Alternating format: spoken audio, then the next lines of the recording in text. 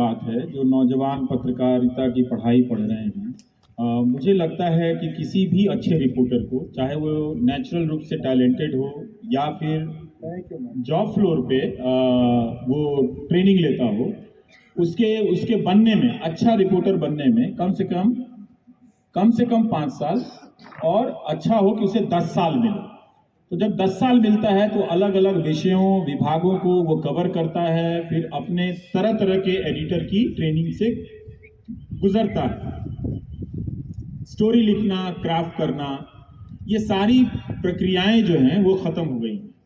इसके बगैर आप नौकरी तो पा जाएंगे लेकिन पत्रकार नहीं बनेंगे। पत्रकार केवल पढ़ने से नहीं होता, वो बहुत जरूरी है, खूब पढ़ना चाहिए। जब आप जॉब के फ्लोर पर आते हैं तो बहुत तरह के ट्रेनिंग से गुजरते हैं। तो मुझे नहीं लगता कि आने वाले 10 साल में ऐसे हालात पैदा होंगे, क्योंकि इस वक्त जो मानव संसाधन है पत्रकारिता के भीतर, पत्रकारिता के जो बड़े इंस्टीट्यूशंस हैं, जो चैनल हैं, जो अखबार हैं, उसमें रिपोर्टर बनने की संभावना खत्म कर दी गई है। तो वही लोग उनकी पिछली पीढ़ी होंगे, वही उनके एडिटर होंगे।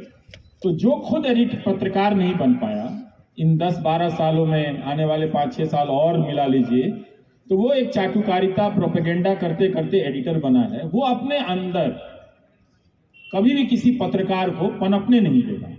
तो प्रोफेशनल कैरियर की संभावना वहां खत्म हो जाती है जहां आपको नौकरी मिलनी है, जहां आपको प्रमोशन मिलना है, असिस्टेंट एडिटर से एडिटर होना है, ग्रुप एडिटर होना है, या बहुत सारी चीजें होनी है, तो वो खत्म हो जाता है। जो मार्जिन पे चीजें हैं, जैसे वायर है, स्क्रोल है, न्यूज लॉन्ड्री है, ऑल्ट न्यूज है, ये सारी संस्थाएं हैं, पर ये सब मार्जिन की हैं। अगर वहां उनके पास वो प्लेयर है, गोदी मीडिया बहुत बड़ा प्लेयर है, जो दर्शकों का संसार है, जो ह्यूमन रिसोर्स की जो तादाद है वहां पे, उसके अनुपात में ये बहुत छोटा है।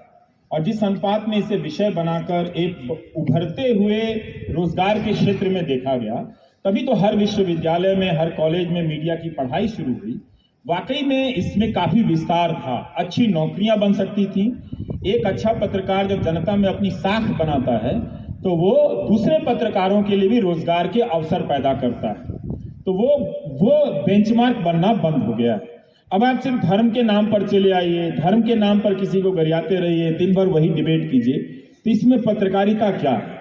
तो यही मैं बार बार कह रहा हूं कि भाई ये धर्म के नाम पे जो राष्ट्र बना रहे हैं, ये कम से कम, ये अगर आपके ब्रांड एम्बेसडर हैं न्यूज एंकर, तो माफ कीजिएगा, आप कम से कम अपने धर्म की अवधारणा को पहले आप ठीक कर लीजिए, वरना आप भी मतलब शर्मिंदा होते रहेंगे तो बहुत मुश्किल। ये नेगेटिव बात नहीं है, ये प्रैक्टिकल बात है।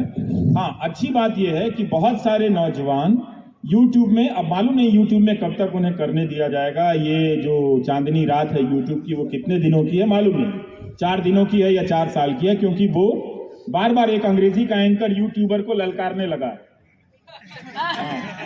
तो वो जान गया है कि यूट्यूबर से अब उसको खतरा मिल रहा है, क्योंकि एक टीवी चैनल से था वो खतरा खत्म हो गया है, तो अब यूट्यूबर से खतरा मिल रहा है। पर वहां पर पत्रकार बन रहे हैं, पर वो कितना बड़ा हस्तक्षेप कर पाएंगे, लड़ते लड़ते पसीने पसीने हो जाएंगे, ये उनके अपने योगदान, बलिदान और त्याग पर निर्भर करेगा। लेकिन सांस्थानिक मीडिया का स्वरूप अगले 10 साल तक नहीं बदलने वाला है, क्योंकि आप मालिक तो नहीं बदल सकते ना। संपादक तो जूते चाट रहा है, ये तो जूते के अलावा तलवे भी चाट रहे हैं जो मालिक हैं, जो बड़ी बड़ी गाड़ियों से घूमते हैं, कहीं डावोस में चले जाते हैं, नया नया कोट सिलवा के ब्लैक वाला जो मिलता है, तो ये तो नहीं बदल पाएंगे। तो ये इतना ओनरशिप, इतना ह्यूमन रिसोर्स आप रिप्लेस नहीं कर पाएंगे।